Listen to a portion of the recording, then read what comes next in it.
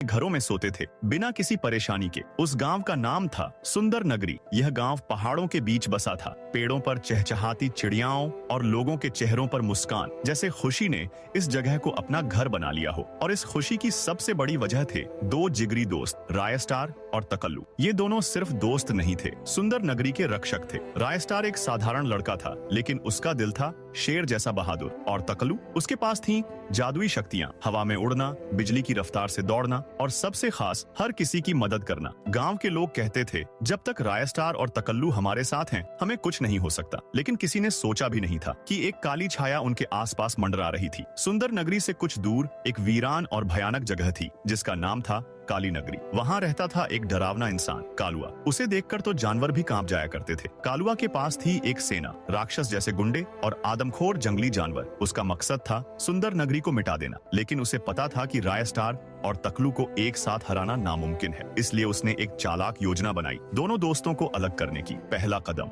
बगल के गांवों पर हमला। हर दिन एक नई तबाही। लोग रोते, चिल्लाते, पर कोई उनकी मदद को नहीं आता। रायस्टार बोला, अब हमें ही कुछ करना होगा। तकल्लू ने कहा, तुम सुंदर नगरी की रक्षा करो, मैं जाता हूँ उन गांव वालों की मदद करने। रायस्टार थोड़ी देर चुप रहा, लेकिन उसे अपने दोस्त पर पूरा भरोसा था। उसने हाँ कहा और तकल्लू हवा में उड़ता हुआ निकल गया। लेकिन उसे क्या पता था, वो अपने दोस्त को आखिरी बार देख रहा है। 10 दिन बीत गए, तकल्लू नहीं लौटा। रायस्टार हर कोने में उसे ढूंढता रहा, लेकिन जैसे तकल्लू धरती से गायब हो गया था। और एक दिन वही हुआ जिसका डर था। कालुआ ने अपनी पूरी सेना के साथ सुंदर नगरी पर हमला कर दिया। हर तरफ आग, चीख पुकार, मौत का तांडव। गांव एक श्मशान बन चुका था। और तब रायस्टार आया, अपनी बाइक पर, आंखों में गुस्सा और दिल में दर्द लिए। उसने चिल्लाकर पूछा, क्यों कर रहे हो ये सब? इन लोगों ने तुम्हारा क्या बिगाड़ा है? कालुआ हंसा और बोला, मुझे लोगों को तड़पाने में बहुत मजा आता है। रायस्टार ने अपनी गन निकाली और वार करने ही वाला था, तभी आसमान से एक परछाई नीचे उतरी। वो और कोई नहीं, तकल्लू था। लेकिन ये वही तकल्लू नहीं था। उसकी आंखों में गुस्सा,